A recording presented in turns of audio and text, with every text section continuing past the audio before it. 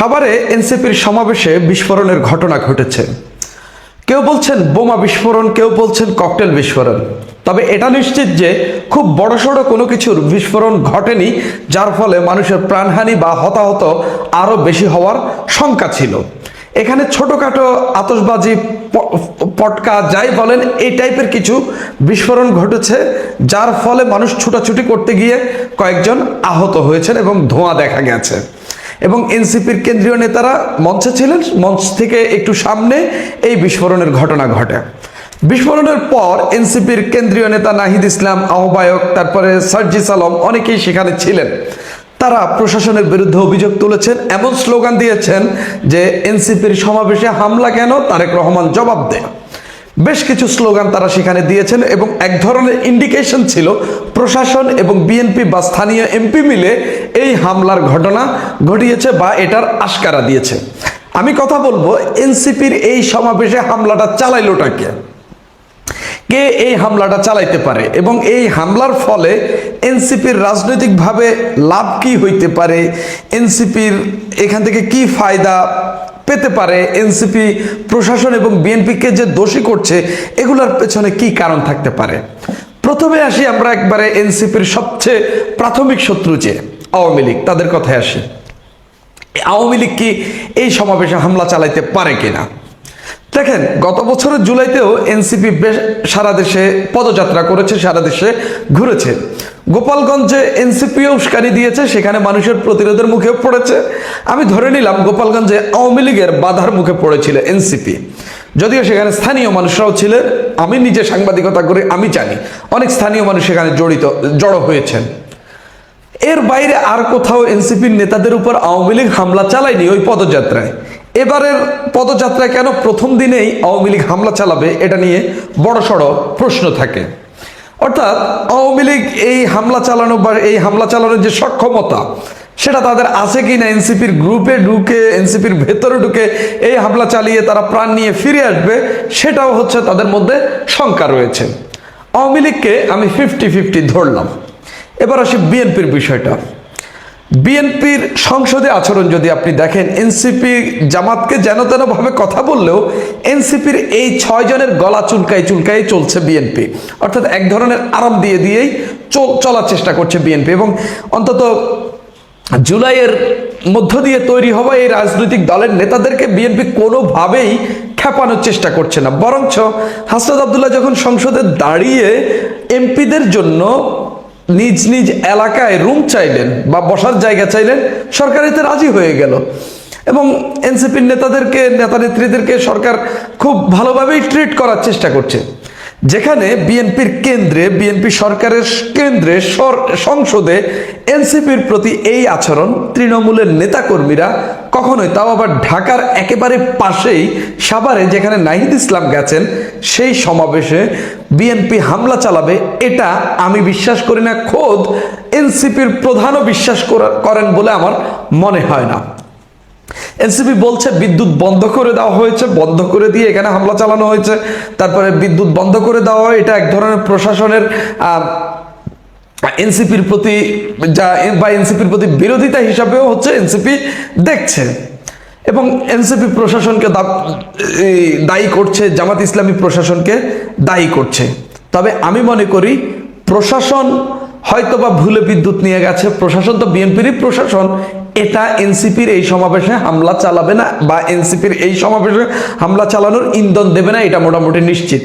আওয়ামী লীগেরটা 50-50 রাখলাম, বিএনপিরটা আমি একেবারেই 5-10% হচ্ছে সম্ভাবনা নেই। আপনারা বলতে পারেন আমি বিএনপির দালালি করছি। বিএনপি এই এনসিপির সমাবেশে হামলা চালাবে না, এটা গ্যারান্টেড। বিএনপি এই এনসিপিকে খেপাবে না, এটা আপনারা নিশ্চিতভাবে ধরে নেন। আর বাকি থাকে কে? জামাত এবং এনসিপি নিজেই। জামাত তাদের সঙ্গে জোট, জামাত এনসিপির এই জোট টিকিয়ে রাখার জন্য কখনোই এনসিপির সমাবেশে হামলা চালাবে না। বাকি থাকলো এনসিপি। তাহলে কি এনসিপি এই সমাবেশে হামলা চালিয়েছে? এটার প্রবল সম্ভাবনা আছে। আমি একটু আগেও সাভারের সাংবাদিকদের সঙ্গে কথা বলছিলাম এবং তারা বলছিলেন যে এনসিপির গতকালের যে অবস্থান ছিল, আজকে সেই অবস্থানে তারা নেই। সাভারে এনসিপির মূলত 3টা গ্রুপ আছে এবং ঢাকা 20 আসনে সাভার ধামরাই নিয়ে যে আসনটি গঠিত, সেই আসনে এনসিপি যাকে মনোনয়ন দিয়েছে সেই নাবিলা তাসনিদকে ঘিরেই এনসিপি নেতাকর্মীদের ক্ষোভ রয়েছে এবং তারা তাকে পছন্দ করেন না। আপনি যদি দেখেন এই চলতি বছরের এপ্রিল মাসেই এনসিপির নেতাকর্মীদের মধ্যে একটা বড় সংঘর্ষ হয়েছে সাভারে ধামরাইয়ে একটা কার্যালয় উদ্বোধন নিয়ে এবং সেখানে কমিটি গঠন নিয়ে সেখানে সংঘর্ষ হয়েছে। 15 থেকে 20 জন আহত হয়েছেন। নাবিলা তাসনিদ স্পষ্টত বলেছেন এই কার্যালয় উদ্বোধন, এই কমিটি দেওয়ার মধ্য দিয়ে জুলাই ব্যবসায়ীদের ব্যবসা বন্ধ হয়ে যাচ্ছে। অর্থাৎ তিনি বলার চেষ্টা করছেন আগের কমিটিতে এনসিপির যারা ছিলেন বা বৈষম্য বিরোধী যারা ছিলেন তারা জুলাই নিয়ে ব্যবসা করেছেন বা জুলাই ব্যবসায়ী, সেই ব্যবসায়ীদের ব্যবসা তিনি বন্ধ করছেন। তিনি যাদেরকে জুলাই ব্যবসায়ী বলছেন তার মধ্যে এনসিপির ধামরাই উপজেলার আহ্বায়ক ইসরাফিলও রয়েছেন এবং ইসরাফিল নিজেও এই নাবিলা তাসনিদের বিপক্ষে বক্তব্য দিয়েছেন, কথা বলেছেন এবং তার নেতৃত্ব মানতে নারাজ। নাবিলা তাসনিদ ঢাকা উত্তর জেলা এনসিপির আহ্বায়ক পদে আছেন। অর্থাৎ এখানে এনসিপির নেতাদের মধ্যেই এই কামড়াকামড়ি, এই রেষারেষি রয়েছে। সেই জায়গা থেকে নাবিলা তাসনিদ যে অনুষ্ঠানে, যে প্রোগ্রামের সভাপতি, গতকাল এনসিপির যে পদযাত্রা সাভার বাস স্ট্যান্ডের পাশে যে সমাবেশ ছিল, পদযাত্রা শেষে যে সমাবেশ, সেই সমাবেশের সভাপতি ছিলেন নাবিলা তাসনিদ। ঠিক নাবিলা তাসনিদ যখন বক্তব্য দিচ্ছিলেন তখনই হামলা চালানো হয়েছে, তখনই বিস্ফোরণের ঘটনা ঘটেছে। এবার একে একে দুই মিলান কি পাচ্ছেন। এবং আমি যে সাভারে কথা বলেছি এটাও অনেকে জানাচ্ছেন যে ইসরাফিলের গ্রুপটাই এই সমাবেশে হামলা চালিয়েছে, এটা তারা অভিযোগ হিসেবে বলছেন, যার কারণে অনেক কিছু শান্ত হয়ে গেছে। এখন প্রশ্ন হইল, যদি এই এনসিপির একটা গ্রুপই যদি এই বিস্ফোরণের ঘটনা ঘটায়, আজকে যে যুবলীগের 2 জন গ্রেপ্তার হলো, তাদেরকে রিমান্ডে নেওয়া হলো, সেটার কি হলো বা সেটা কেন? অনেকেই বলছেন আওয়ামী লীগ এখন এমন রাজনৈতিক পজিশনে আছে, কোথাও কোনো ঘটনা ঘটলে সবার আগে অপরাধ না করেও যারা গ্রেপ্তার হইতে পারে সেটা হচ্ছে আওয়ামী লীগ। সরকার কি কোনো সোর্সের মধ্য দিয়ে বা পুলিশ কিসের ভিত্তিতে তাদেরকে গ্রেপ্তার করেছে এটা পুলিশ ভালো বলতে পারে, নাকি প্রাথমিকভাবে গ্রেপ্তার দেখানো দরকার বিধায় গ্রেপ্তার দেখিয়েছে সেটাও পুলিশ ভালো বলতে পারে। তবে ওই যে নিরীহ ডেকে আনা, নিরীহকে ধরে ফেলা, সেই প্রয়াস হিসাবেই কেউ কেউ এটাকে নিয়ে সমালোচনা করছেন। আমি মনে করি রিমান্ডে নেওয়া হয়েছে, সরকার হয়তো তদন্ত করবে, যদি তাদের সংশ্লিষ্টতা পায়, যদি তাদের এই ঘটনার সঙ্গে তাদের অপরাধ খুঁজে পায়, অবশ্যই তারা শাস্তির মুখোমুখি হবে। অন্যথায় যদি তাদেরকে বিনা কারণে গ্রেপ্তার করে নেওয়া হয়, এটা তাদের প্রতি চরম ইনজাস্টিস এবং তাদের মানবাধিকার লঙ্ঘন হিসেবেই দেখবে মানুষ, আমিও একইভাবে দেখব। এখন কথা হইল, এনসিপি এই ঘটনার মধ্য দিয়ে কি রাজনৈতিক ফায়দা পাবে? রাজনৈতিক ফায়দা আছে।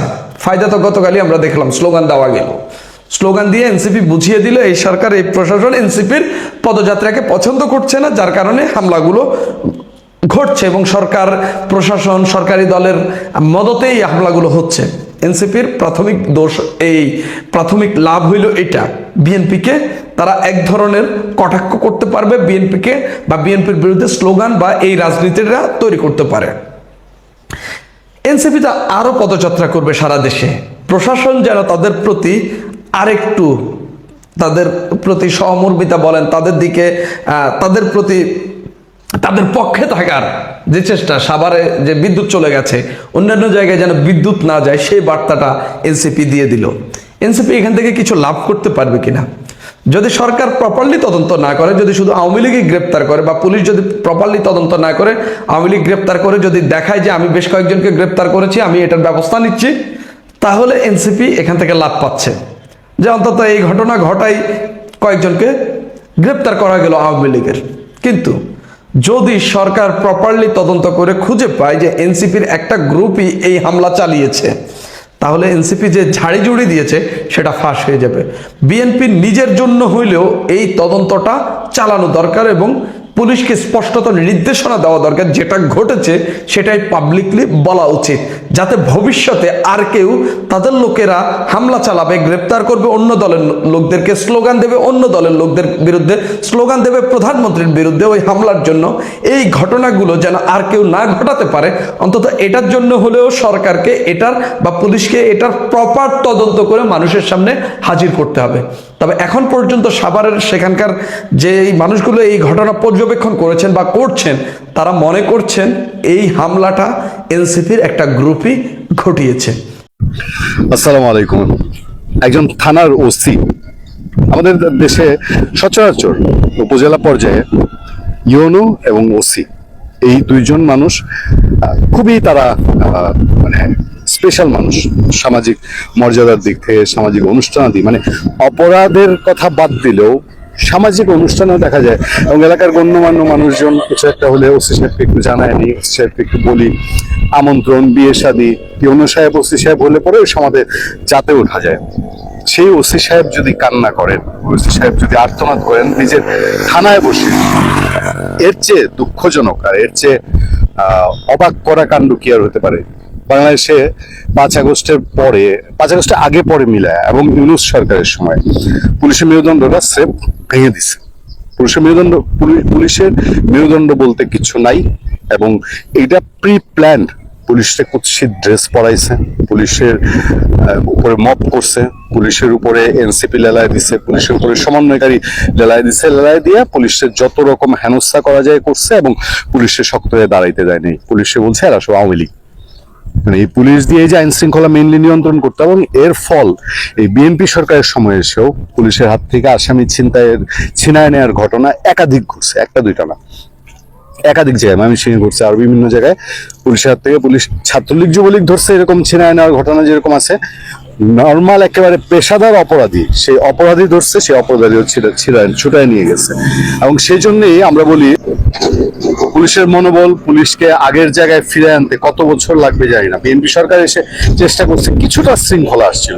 দেখুন থানার ওসি যখন কায়দা এই কথাগুলো বলে, দেখেন থানায় ঢুকে এভাবে কেউ নির্যাতন করে কার কাছে যাব? পাবলিক দেখছে, সাংবাদিক দেখছে, এইটা যদি মিথ্যা প্রমাণিত হয়, যদি ভুল তথ্য পায়, এই পোশাক খুলে ফেলবো। একজন ওসি আত্মনাদ করতেছে তার থানায় বসে, ভিডিও যারা দেখছেন তারা তো দেখছেন, এই পোশাক রাখবো না। এই দেখেন কিভাবে থানায় ঢুকে এইভাবে কেউ নির্যাতন করে। গতকাল বরিশালে আগুইঝরায় থানায় মাদক মামলার এক আসামির হেফাজতে মৃত্যুর গুজব ছড়িয়ে পড়লে হামলার ঘটনা ঘটে।